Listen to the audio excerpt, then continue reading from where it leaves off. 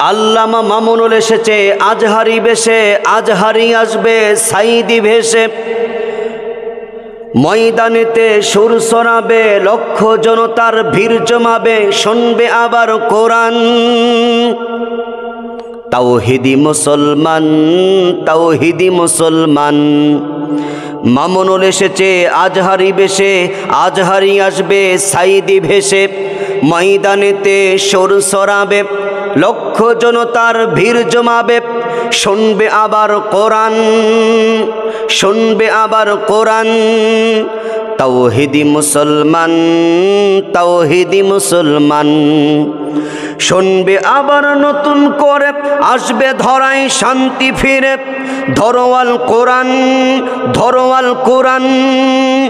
ওহে মুসলমান, ওহে মুসলমান, ওহে মুসলমান, ওহে মুসলমান। মামুনুল এসেছে আজহারি বেশে, আজহারি আসবে সাইদি ভেসে।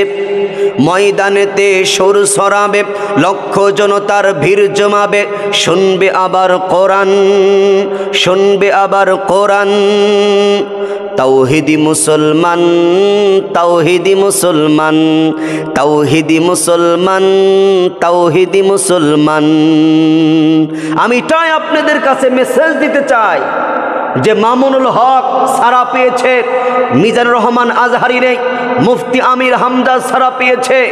আলেমদের একতাবদ্ধ হয়ে এই সমাজের মধ্যে দিন কায়েমের জন্য, ইসলাম প্রতিষ্ঠিতর জন্য আমাদের প্রত্যেকে একতাবদ্ধ হতে হবে। আমার সবচেয়ে ভালো লেগেছে মাজলুম দুইজন ব্যক্তি, আল্লামা মামুনুল হক, মুফতি আমির হামজা।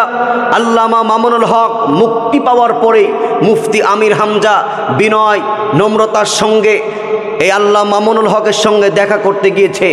আল্লামা মামুনুল হক মুক্তি পাওয়ার পরে সরমনাই শায়েখ দেখা করতে এসেছে, বিনয় পরামর্শ করতে এসেছে, তাকে দেখতে এসেছে। আল্লামা মামুনুল হক মুক্তি পাওয়ার পরে বাংলাদেশের শীর্ষ আলেমদের মধ্যে বাংলাদেশ জামাত ইসলামের পক্ষে থেকে বড় বড় নেতাবৃন্দরা যারা মামুনুল হকের সঙ্গে দেখা করতে এসেছে, সহমতি দেখাইছে। বাংলাদেশের যে যে স্তরে ইসলামিক প্রতিটা রাজনৈতিক দল, যেমন পানিকে পানি বলা হয়, নদীরও পানি, টিউবওয়েলের পানি, জমজমের পানি, বাংলাদেশের ইসলামিক যতটি দল আছে আমরা প্রত্যেক মানুষ চাই, প্রত্যেক দলের টার্গেট এই দেশের মধ্যে ইসলাম কায়েম করতে হবে, কুফরি হটাতে হবে, বাতিলকে নিষ্কাত করতে হবে, মুসলমানদেরকে বাংলার জমিনে কোরআন দিয়ে দেশ শাসন করতে হবে। আমরাও চাই মামুনুল হক মুক্তি পাওয়াতে বাংলাদেশের প্রতিটা ইসলামিক দল যেমন সহমতি, যেমন ভালোবাসা মামুনুল হকের সঙ্গে সাক্ষাৎ করতে গিয়েছে, এই সাক্ষাৎ যেন আমাদের চেয়ে ওয়াতাসিমু বিহাবলিল্লাহি জামিয়া, ইসলামের রজ্জুকে আটকে ধরো, ইসলামের রজ্জু যেন বাংলার জমিনে ওলামায়ে কেরাম আটকে ধরে যেন এই দেশের মধ্যে ইসলাম কোরআন কায়েম হয়। আল্লাহ তাআলা আমাদের চোখে দেখার